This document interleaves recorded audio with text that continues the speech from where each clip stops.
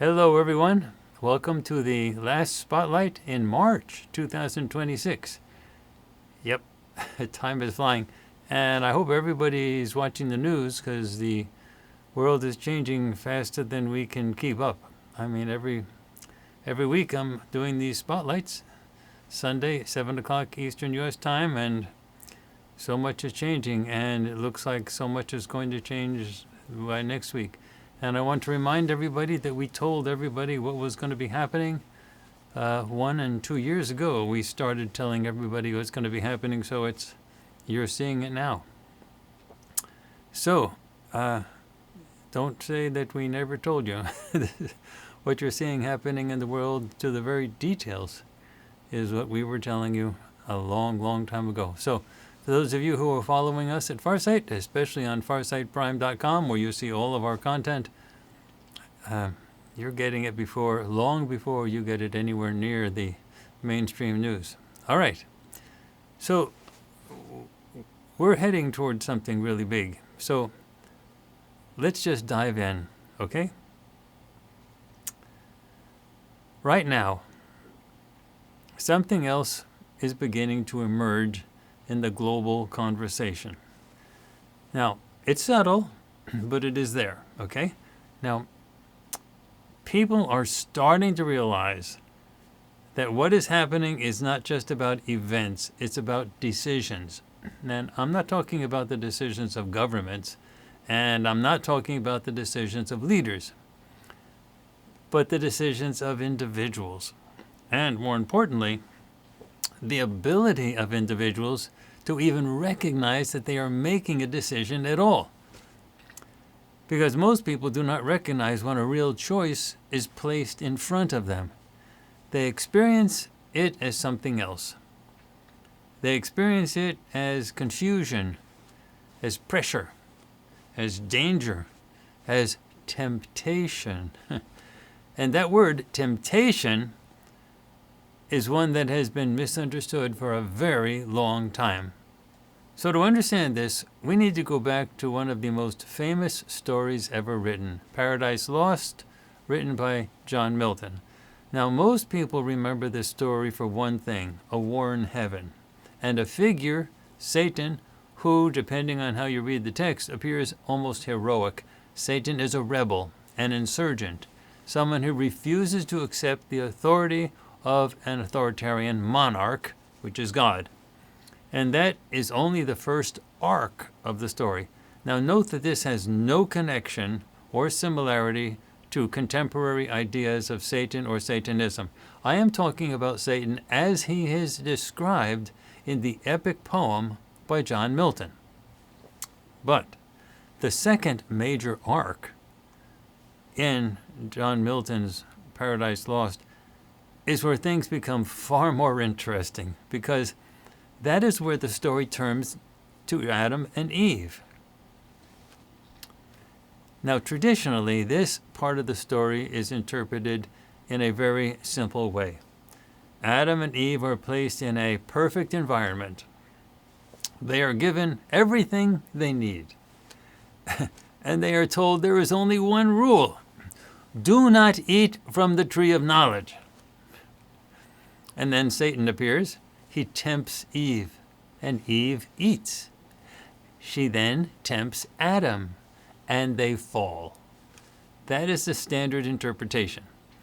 That this is a story of disobedience, of failure, of moral collapse. Well, there is another way to read this story. And it is a way that becomes very relevant when we start to think about psychology, about systems, and about control. Now, the Garden of Eden can be understood not as a paradise, but as a structure, a system, a perfectly controlled environment where everything is provided, nothing is questioned, and obedience is the condition of existence. There is no suffering, but there is also no independent thought. No challenge, no alternative, no real choice. Because choice requires contrast, and in the garden there is no contrast. So what is the garden? It is not a prison of walls. It is a prison of perception.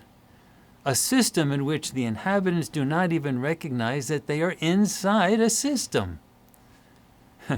And then something enters that system. Not force, not violence, not coercion, but something much more subtle. Temptation. Temptation is the introduction of an alternative. It is the moment when a being is shown, you don't have to accept the structure you're inside. That is what temptation actually is. It is not manipulation. It is not control. It is exposure. And that is why temptation is so dangerous to a control system. Because a control system can withstand rebellion. It can withstand violence. It can even withstand opposition. But it cannot withstand the widespread realization that an alternative exists. In the story, Eve encounters that alternative first. And when she makes her choice, something else happens, something that is often overlooked. She becomes a vector, a carrier, not of a disease, but of a possibility. Now, she does not force Adam. She does not coerce him. She exposes him. And that is enough. And this is how choice spreads. Not through force, but through exposure. Not through command, but through awareness.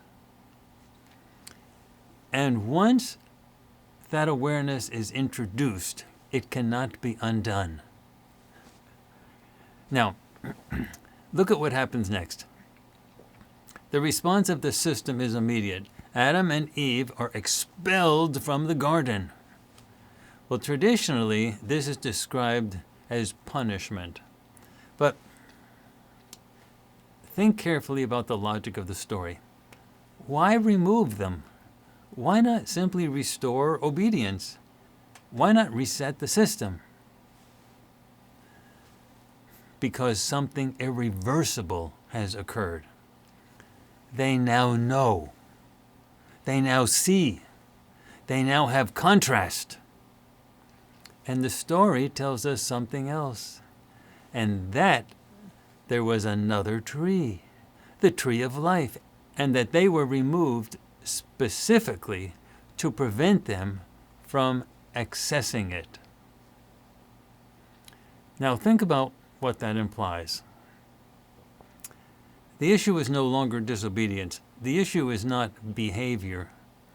The issue is potential.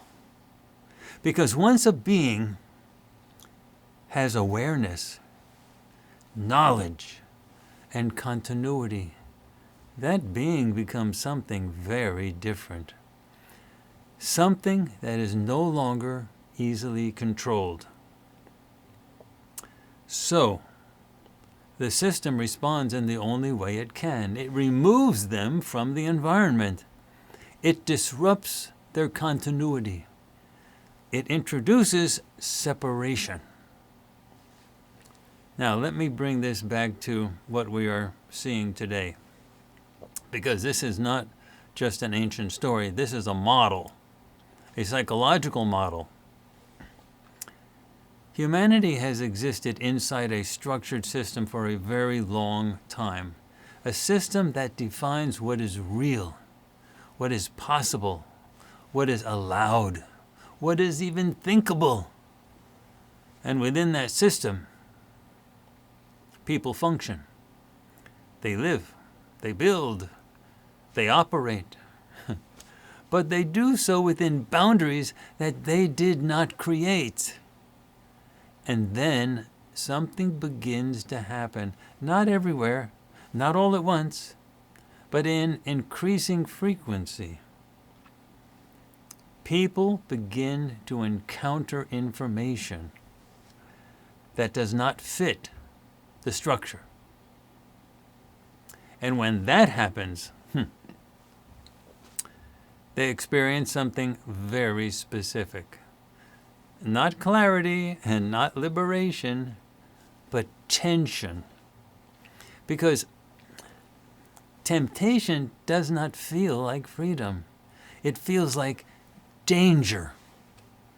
It feels like, I should not be thinking this. I should not be considering this. This does not fit with everything I have been told. And so most people do what they have always done. They reject temptation. They return to the structure. They seek the script. But some people do something different. They hesitate. And in that hesitation, something extraordinary happens. They recognize that they are making a choice.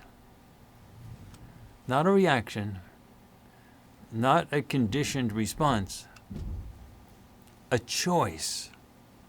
And that is the moment where everything begins to change.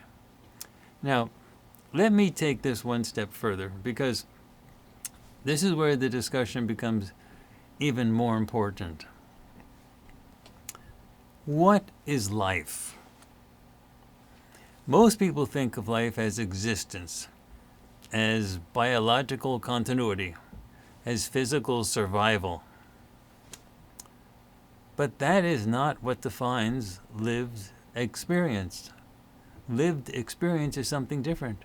What defines lived experience is memory.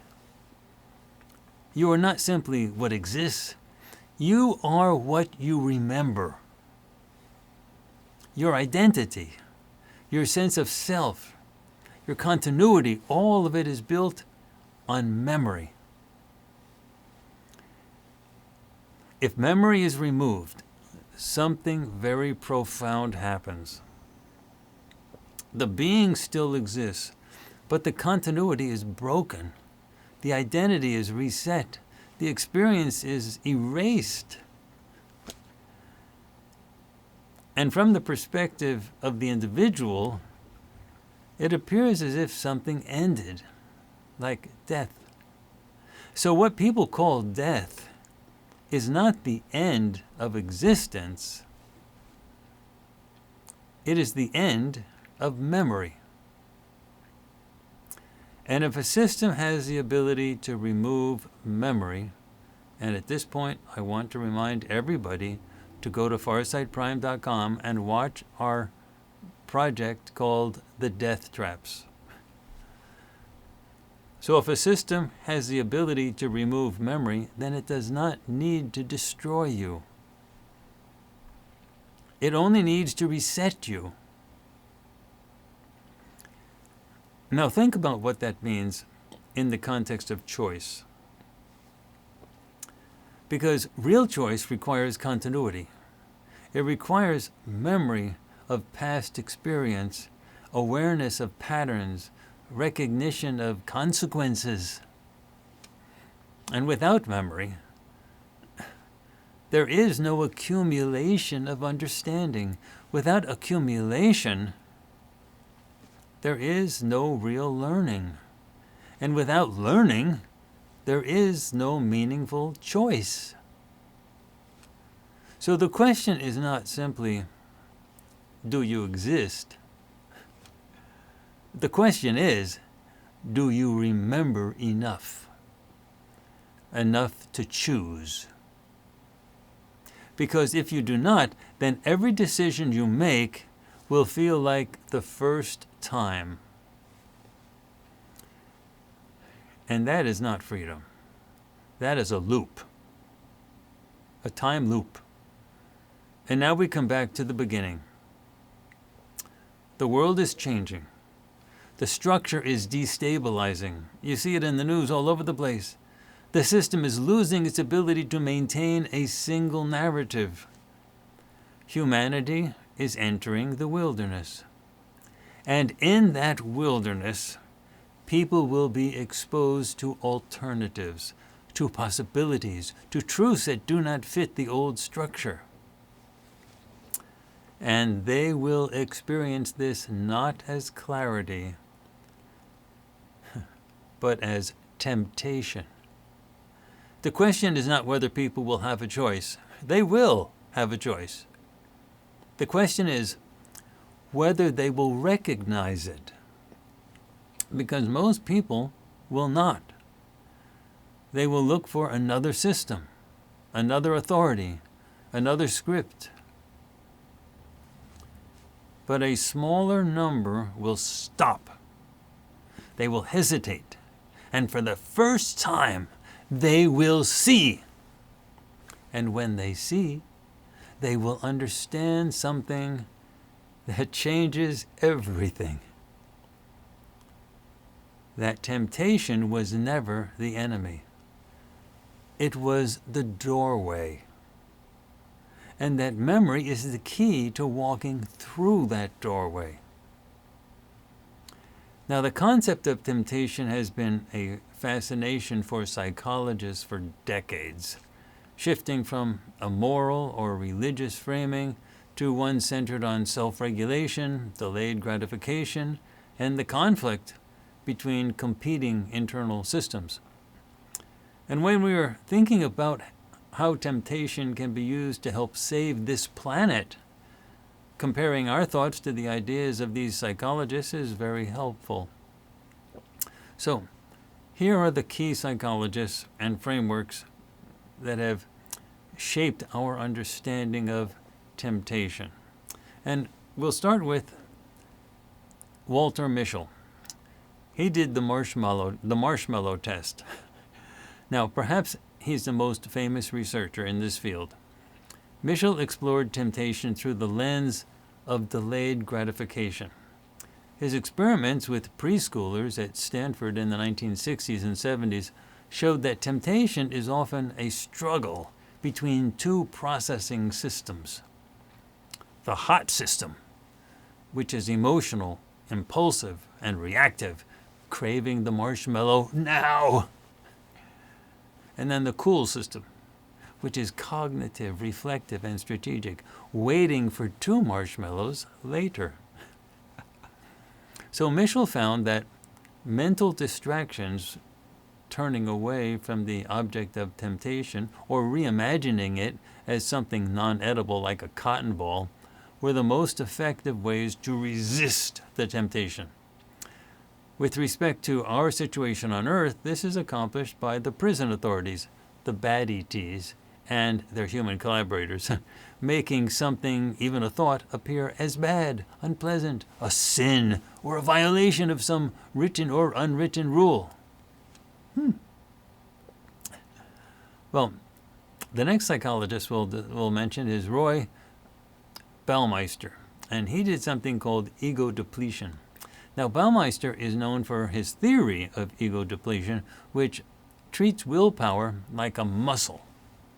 His research suggests that resisting temptation draws from a limited pool of mental resources.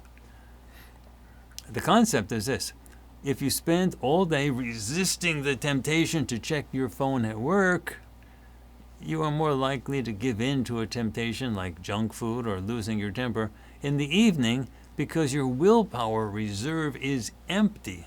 It's an interesting idea.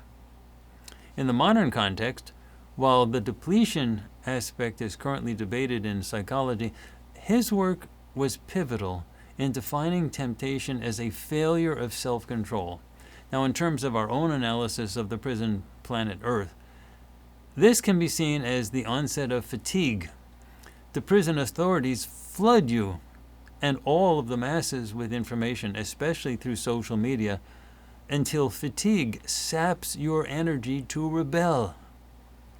Yes, it is estimated in the latest Nielsen ratings, believe it or not, that Americans spend an average of 11 hours a day watching entertainment of some form, and most of that is done by staring at the screen of their phones.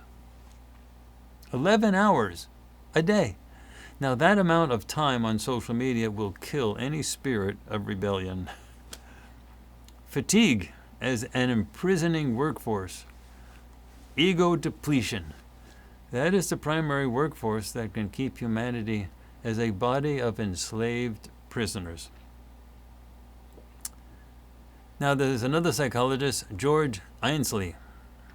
Now, he did something called hyperbolic discounting. So Ainsley, a psychiatrist and psychologist, focused on why we choose smaller, immediate rewards over larger, later ones, a phenomenon that he called hyperbolic discounting. Now, the internal marketplace works like this. He views the mind as a collection of interests competing for control. And temptation is what happens when a reward is so close in time that its perceived value skyrockets, overpowering our long-term logical goals. We want it now. So this affects our plan to rescue humanity, since rescue requires reflection on the part of the masses. And if the masses want quick answers so that they can return to the normal script, their social media, facing the normal prison walls, it is then common for people to choose the short-term dopamine rush rather than the long-term reflection. And this highlights one of the major challenges facing aspiring insurrectionists. Aspiring insurrectionists, like us at Farsight. An audience is attracted to the short-term rush. And an audience that is attracted to the short-term rush is difficult to save. The insurrectionists first need to break the hypnotic black hole of social media that grips the consciousness of the masses. The next psychiatrist or psychologist we're going to be talking about is Kent Berridge. Now, he did something called wanting versus liking. Now, Berridge's work in neuroscience and psychology revolutionized how we see craving. And he distinguished between two different neural systems. Wanting, which is incentive salience, is driven by dopamine, and this is the itch or the pull of temptation. But liking, which he calls hedonic impact, is driven by opioids, and this is the actual pleasure derived from the object. So the insight is that temptation is often driven by an intense wanting, even if we know we won't actually like the consequences or even the object itself after we consume it. So revolutions start when someone has an intense craving or wanting, and this requires breaking the masses away from the psychological control that enslaves them. Well, as you can see, revolutions are deeply psychological events. They are not initiated, actually, they are initiated not in the outer world first, but rather within human psychology. They're initiated within the inner world. So what all of this tells us is something very important. If you want to change behavior at scale, like across the whole planet, you do not begin with logic. You begin with attraction. Because people do not move first towards what is true. They move towards what is compelling. And once they are moving, then truth can follow. Now, if you want to see how this works in practice, you don't need to look at philosophy. You can look at popular culture. So let's turn to James Bond. Now, I could pick any number of famous James Bond movies or other movies, since nearly all of them contain the same formula for success.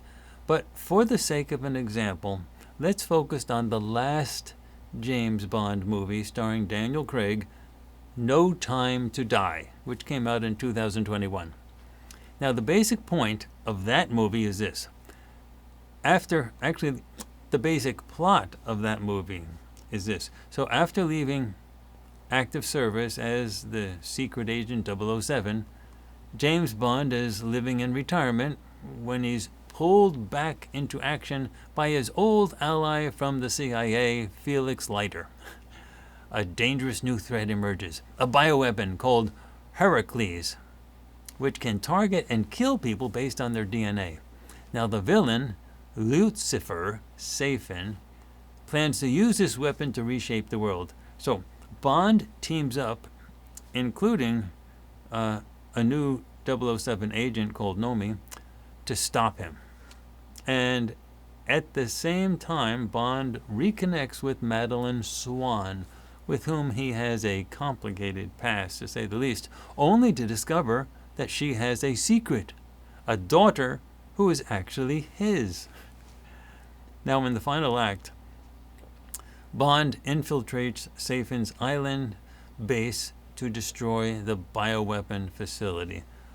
Although he succeeds in opening the blast doors for a missile strike, he is infected with the weapon in a way that would kill Madeline and his daughter if he ever sees them again. So knowing that he cannot survive or return to them, Bond chooses to stay behind as missiles strike the island, sacrificing himself to save the world and protect his family. Okay. Now, the formula for this very successful movie is simple. Sex and violence utilized in a specific way. You see, the basic concept of this James Bond story is that James Bond fights ferociously against the bad guys while working for the good guys to save humanity. And, in the end, he always gets the girl. Always. For the moment, don't worry about the details of the plot. Just focus on the idea that James Bond is a ferocious fighter, having all the necessary skills to achieve nearly superhuman victories over ingenious and treacherous enemies who defeated all traditional efforts by the mainstream authorities and institutions. And then, note that his amazing victories in battle were always matched with his victory with a woman with whom he shared passionate romance and deep love. That is the formula that makes so many great movies work with the masses. And that is the formula that provokes that flow of adrenaline that captures the imagination of millions of moviegoers. That is the formula that all of the James Bond fans come to expect, so that they too can vicariously experience the thrill of victory mixed with successful romance. Take away the violent victory over the bad guys, or take away the romance, and you get a formula for boring. It is the combination of sex and violence carefully applied that does the trick. And please understand that what I am about to explain relates equally to women as it does to men. So please don't take my use of the James Bond idea in a sexist way. It is just an example of a general theme. So now let's pivot to explain how this James Bond idea relates to our work at Farsight, the essence of the good ETs with whom we work, and the plan to save humanity from thousands of years of enslavement. Believe it or not, we're going to make that connection.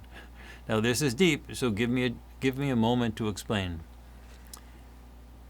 In modern society, good guys are often described as asexual, essentially eunuchs. And no one wants to be a eunuch. That is why you don't see movies with heroic eunuchs running around saving humanity. And when was the last time you heard of a spiritual leader being portrayed in a positive way as a sexual romantic? In general, good people are often thought of as having kind and compassionate hearts, not sexually driven personalities. Great leaders are often portrayed in heroic terms, but not sexual terms, and not violent terms. But the reality of the greatest human leaders is that they are successful on both the violent as well as romantic sides of the equation. And the masses know this, which is why the James Bond movies are not trashed at the box office. Now, at Farsight, we have long talked about two different general categories of extraterrestrials active in the Earth environment now. What we call the good ETs and the bad ETs. You have heard many true stories of the horrific activities of the bad ETs, including the largest human trafficking operation anywhere. Plenty of violence, but no romance. Crucially, the bad side of this equation does not need or use romance to achieve its power. It uses fear, brute force, and domination. It is the good side of the equation where romance comes into play. And when have you ever heard us at Farsight or anywhere else talk about the good ETs in terms of violence and romance? If the good ETs are here to help save humanity, are they really relatable to the human experience without the ability to express both violence and romance? And will the good ETs attract the positive attention of the human masses during their hour of greatest need if the only thing humanity sees are non-romantic do-gooders? Would you really believe that someone who is totally non-violent and non-romantic would have the capability of saving an entire planet? Yet in practical terms, violence to protect that which is valued is essential, and no one wants to be asexual. So to be able to attract the attention of the masses in a sufficiently powerful way, one needs to solve the problem of portraying the good guys as non-violent eunuchs. So let's put this in practical terms. In the solar system right now, the good ETs have amassed a huge quantity of military forces. On a military level, they can beat the bad ETs in battle. That is not true of the galaxy as a whole, where things are more equally balanced. But in this solar system, the good ETs have the military advantage. The good ETs know that nothing of value in this universe can be preserved if it is not defended. So, a strong military force is a necessity for all societies worth saving. But the good ETs are also free will beings. And this cannot be emphasized enough. The good ETs can and will help humanity in their struggle against the totalitarian oppression of the bad ETs, but there needs to be a free will decision, however imperfect, for this to happen. They cannot simply invade and kick out the bad ETs for reasons that I have spelled out often in the past, and I will not repeat them here. The bad ETs know this about the good ETs, and they use this to their advantage. The bad ETs don't have to fight the good ETs if they can simply control the psychology of the masses and the leadership. The masses and their leadership, so that there is no conscious request from humanity to ask for the help of the good ETs. The bad ETs have total control over human leadership, corporate, governmental, and religious, while the good ETs have used tremendous resources inserting new ideas into the thinking of the masses, often by subconscious content suggestions to the creators of movies, books, and some other information venues. For example, this is where the Star Wars, the Matrix, the Ghost in the Shell, and the Star Trek, and many other movie productions came from. Nonetheless, the good ETs have not been able to formally introduce themselves to humanity. They have not been able to show you how they fight or how they love. There have been no Daniel Craig, James Bond moments for the good ETs. As far as humanity is concerned, the good ETs might as well be impotent do-gooders, eunuchs, a purely passive force, no matter how morally correct, will never be perceived as capable of protecting anything. And humanity instinctively knows this. People do not follow what cannot defend. And that, in a nutshell, is the problem facing us at Farsight today. It is so important for you to know that the good ETs know how to fight. And they are not afraid to fight, but they pick their fights. And the fights they choose are fights where the fights they choose to fight are those where the combatants ask for assistance openly. But you need to know something else about the fighting, something else about fighting in general. Some of the bravest fighting is not only physical. There are many ways to fight complex battles. And in a very complicated universe, some fights are fought by speaking or writing or making movies or even by looking sexy on camera while talking about extraterrestrial matters. Yes, a hot woman in a bikini can be a ferocious fighter when the information that she conveys inspires millions to look at what she says and does on camera. And don't think for a second that the bad ETs don't know about this.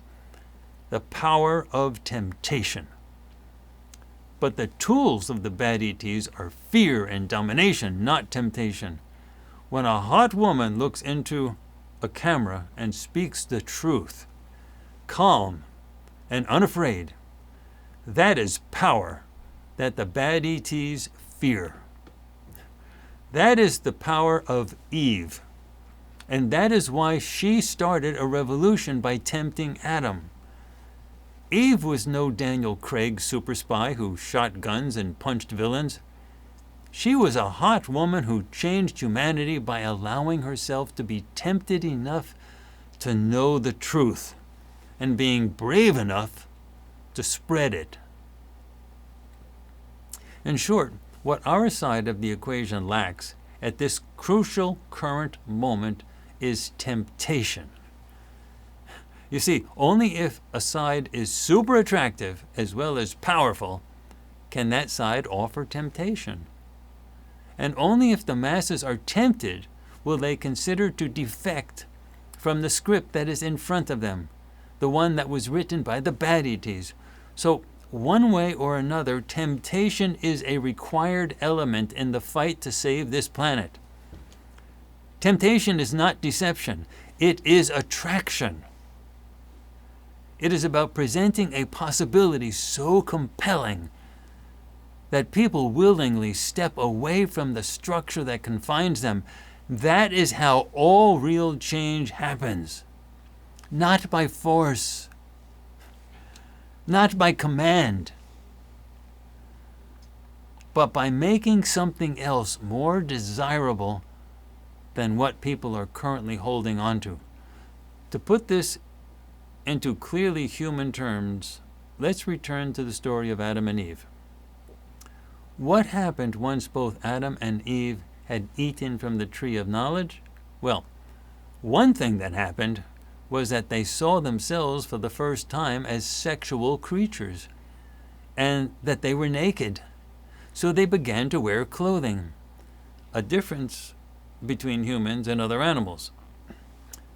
When the monarch, God, saw that Adam and Eve were wearing clothing, he feared what they would become, and he feared what would happen if they also realized that they were immortal beings, should they eat from the tree of life. And if that happened, God would have yet another war on his hands, just like the war in heaven. So God kicked Adam and Eve out of the Garden of Eden before they could become more powerful, before they could become a threat. Their awareness of their sexuality gave them psychological. Their awareness of their sexuality gave them psychological power. Add the rest, and there would be a really big problem. So in a very real sense, the job of Farsight is to complete the education of Adam and Eve, translated to humanity. Farsight's primary job is to convince humanity that all beings are eternal. No one ever really dies.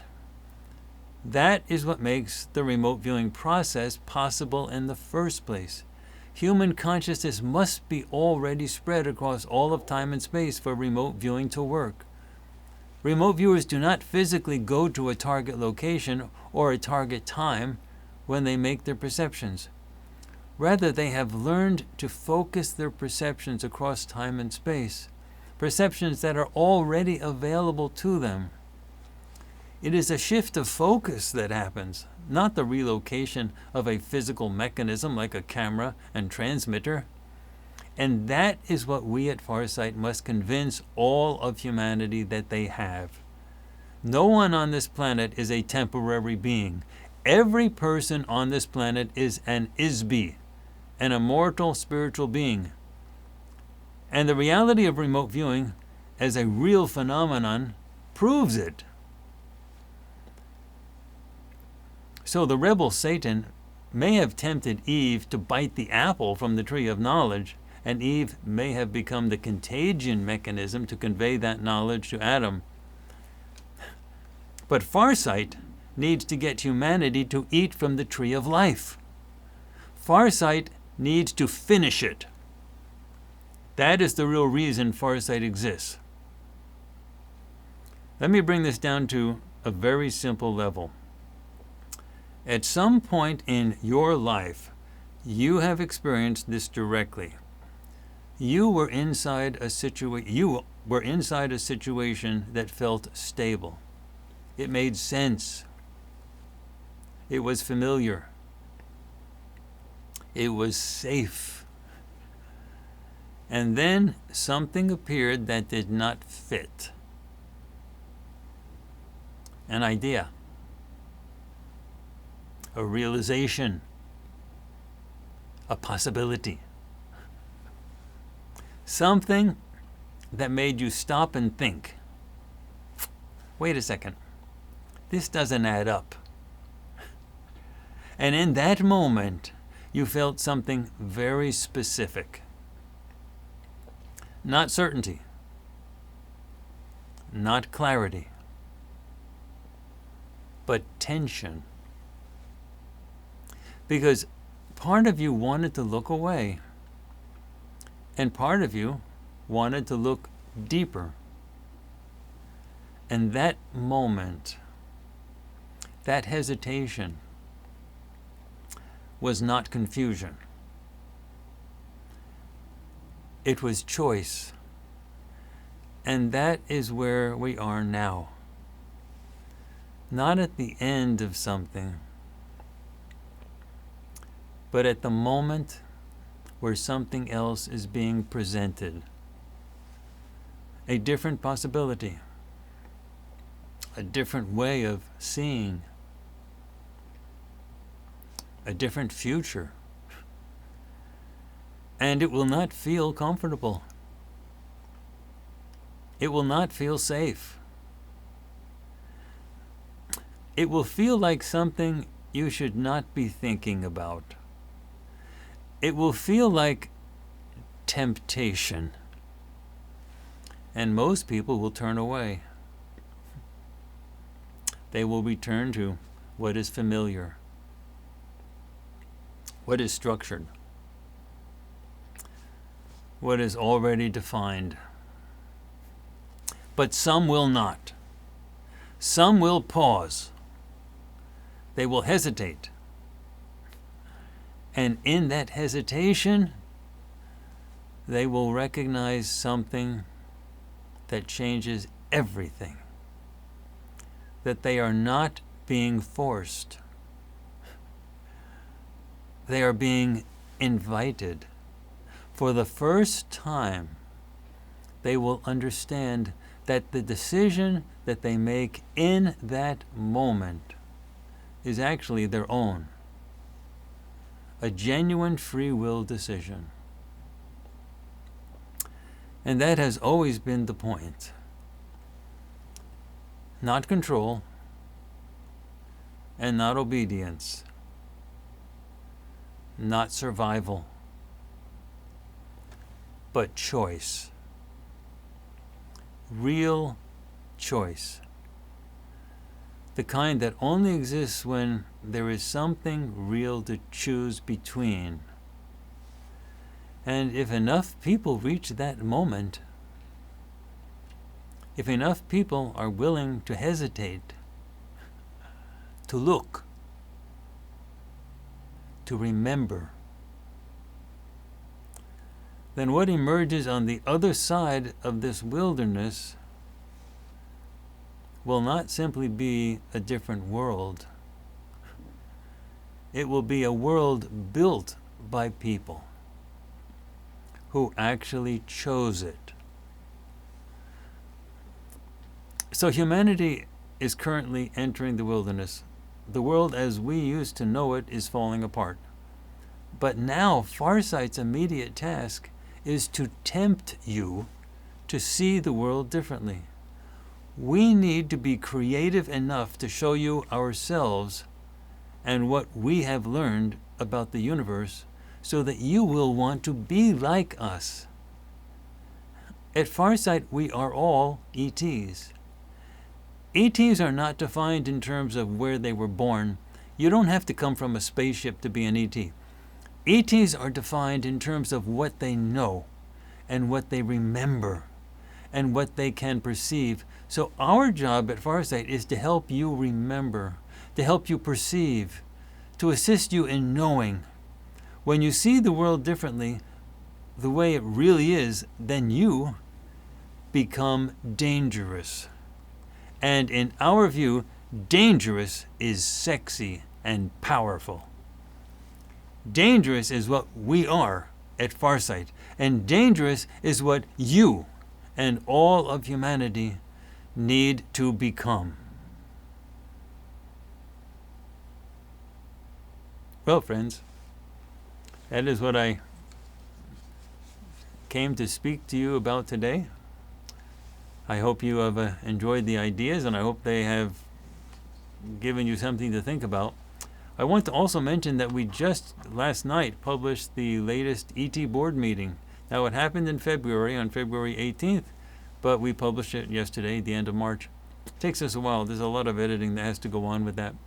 And we just published it, and it's on FarsightPrime.com. So we had a very interesting ET board meeting where we were visited by 2 extraterrestrials who were specialists in bureaucracies, believe it or not, during periods of civilization collapse.